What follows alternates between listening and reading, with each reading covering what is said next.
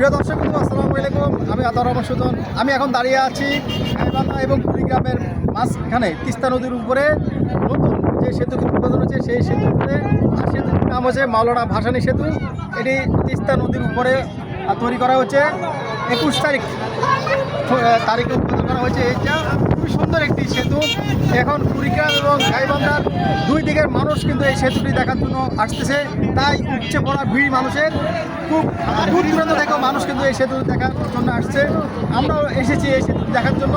আসলে এটা এখন পর্যটন কেন্দ্র হিসেবে তৈরি হয়ে গিয়েছে।